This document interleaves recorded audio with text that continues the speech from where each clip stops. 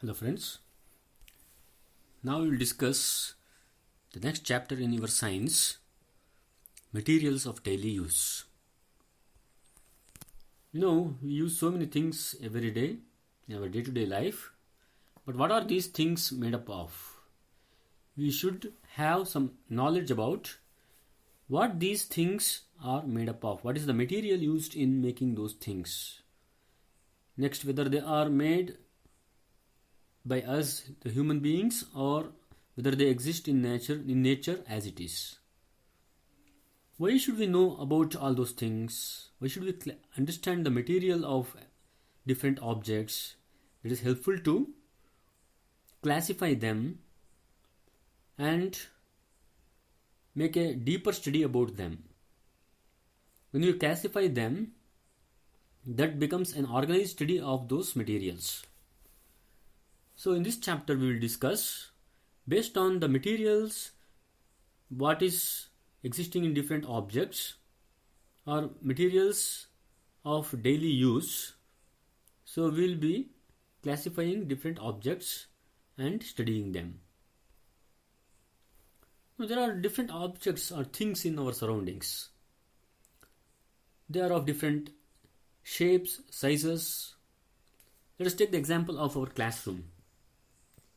Have you ever noticed in our classroom there are different objects or things which are made up of different materials?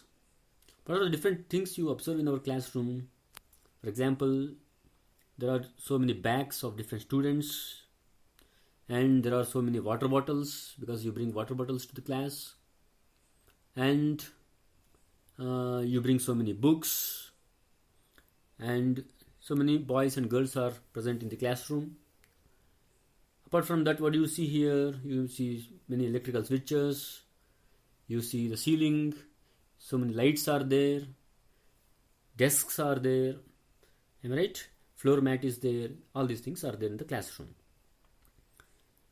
Now, you can see curtains, beds, chairs, clothes, etc. in your bedroom. For example, in your house, what are different things you see in your house? House is a very big area. Let us take only a small area within the house. Let us take the example of your bedroom.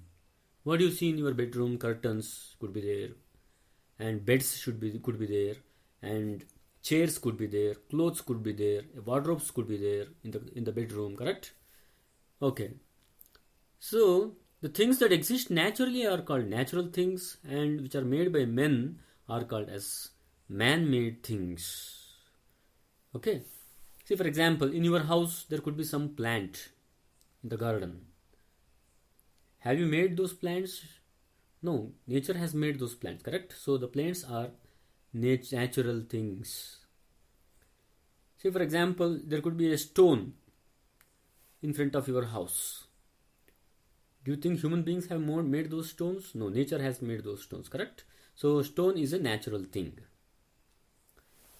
So an animal is a natural thing. Am I right? Or the stem of a tree sometimes gives us, or the trunk of the tree gives us wood. Wood is a natural thing. We don't make wood, correct? But using the wood we make a chair or a table. So chair is man-made. Table is man-made. But wood is natural. Okay. Among natural things, there could be living things and non-living things. For example, stone is natural thing. We have not made stone, but it exists in nature as it is, correct? But is it living thing? No, it is not living thing. Stone is a non-living thing, but natural thing. Cloud in the sky is a natural thing, but non-living thing. Let's take the example of a plant. It is natural thing, but plant has life. It takes nutrition, it grows, am I right? And it lives for some period of time. So it is a living thing. And it does so many activities. So it is a living thing. Plant is a living thing. Stone is a non-living thing. Both plant and stone, they are natural. But plant is living, stone is non-living. Certain things are man-made. man-made things are mostly non-living things. For example, a laptop is a non-living thing. We have made the laptop. Though it does so many works, it is not a living thing, it is a non-living thing. Chair, we have made the chair. So chair is man-made and it is non-living thing. You understood? All things are made up of one or more than one kind of materials like wood, paper, plastic, etc. If you observe, the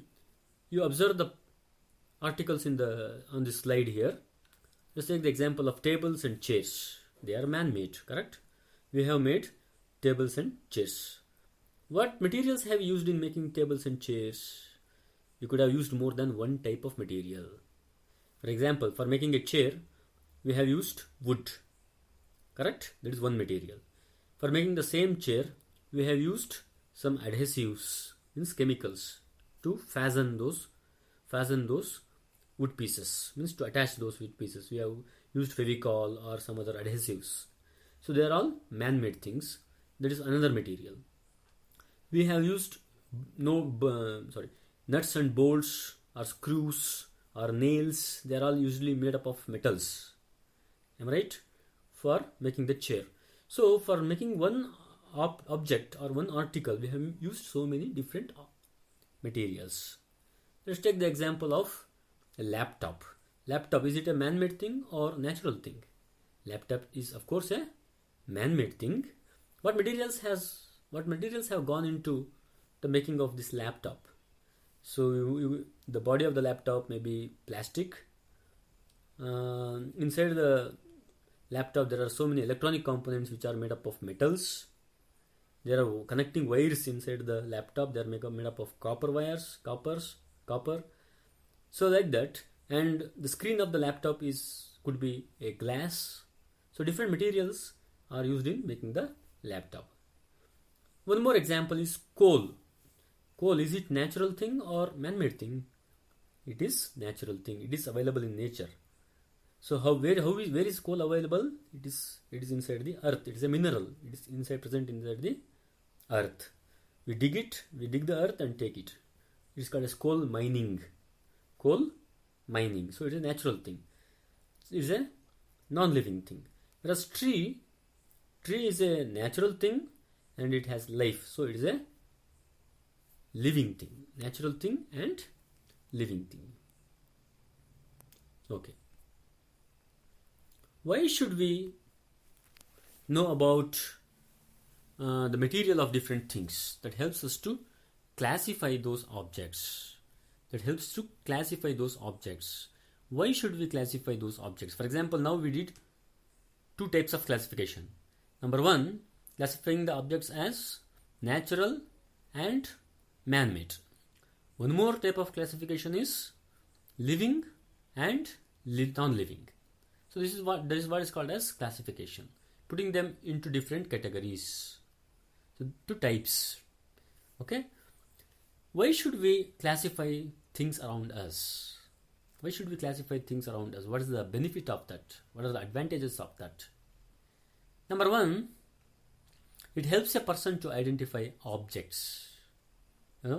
Once we have classified the objects into man-made and natural, or living or non-living, then it is easy to identify those objects. For example, as soon as I look at a chair, I easily identify that it is a man-made object. It is a non-living object. See, it becomes easy to identify the type of the object. That is why we should classify them. Secondly, it helps in sorting objects.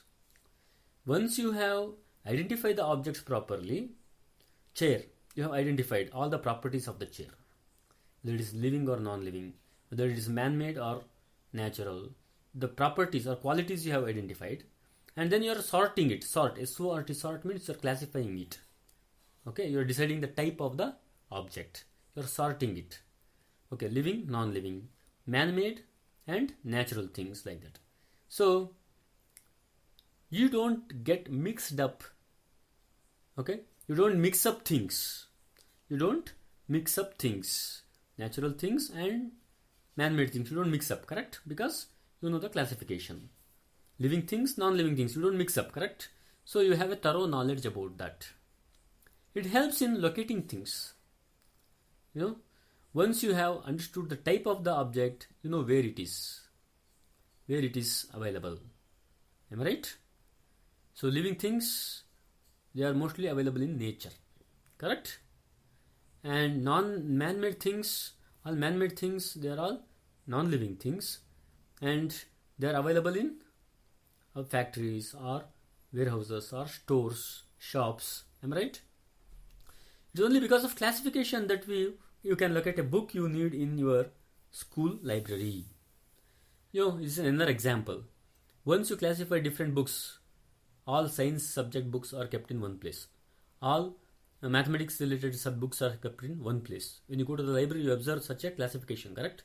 That helps us to locate a particular book. When you want to take out a mathematics book, you don't go to another section.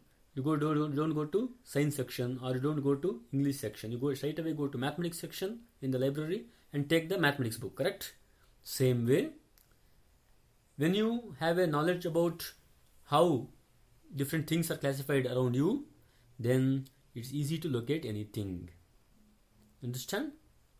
Next, it makes the study of different objects easy and meaningful. It becomes an organized study of different things. So it gives a very meaningful knowledge about those objects. So study becomes easy, understanding them becomes easy, and also the knowledge about them becomes more meaningful. It helps to understand the similarities and dissimilarities about various objects. You can compare a chair and a table. Both of them are man-made and non-living.